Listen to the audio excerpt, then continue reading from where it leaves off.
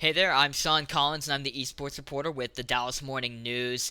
It's Wednesday, and I kind of just wanted to take a little bit of time to talk about just the entire Major 1 event, not specifically just with like OpTic Texas, but like the venue, what it was like, how it compared to some of the other esports events that I've been to in the previous couple years. And uh, this one was definitely the rowdiest crowd that I've ever witnessed. I think it was a combination of several things. One, it was the OpTic brand getting a big showing, and this being an actual, like, true homestand. OpTic fans show out in any Call of Duty event, just like across the country. So if it's in Los Angeles or Minneapolis or New York or wherever it is, I think that OpTic is always going to have a really strong following, and that's just a result of it being a global brand.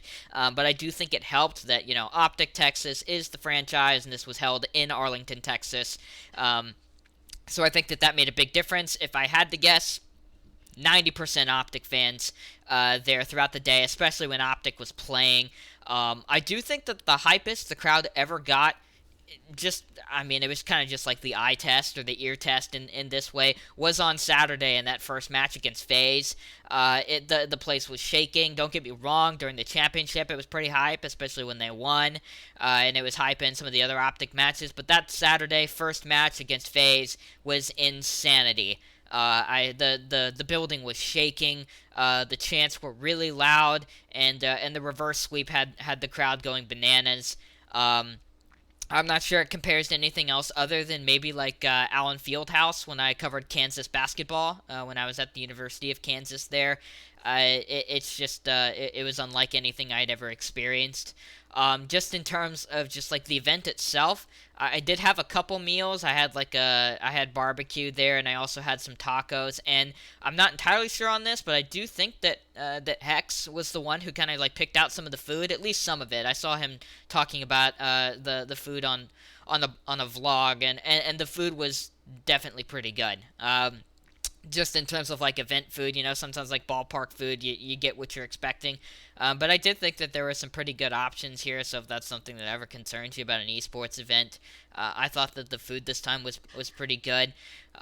There were other things there that you could do, like they had a bunch of PC setups where like you could play Vanguard. Maybe if your team isn't playing, or like if OpTic isn't playing, or like in Minneapolis if they aren't playing.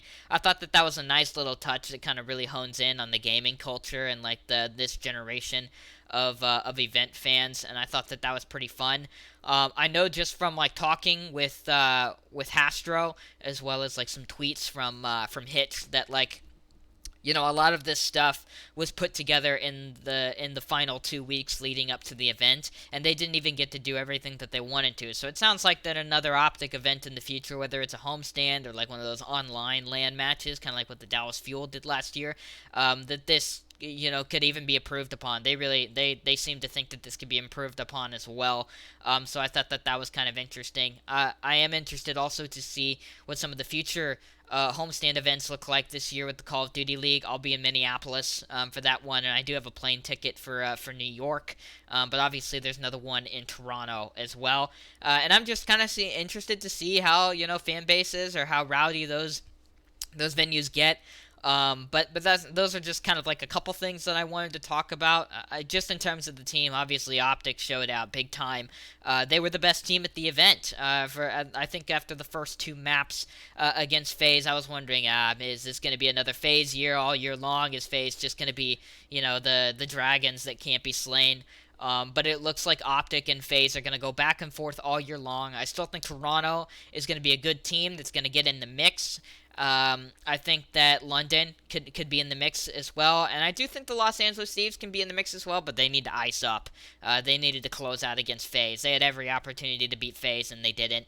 But it is going to be fun moving forward to see more OpTic and FaZe matches. Those were really good, and I can see that really developing into a nice rivalry for the Call of Duty League, and it doesn't necessarily need to be forced.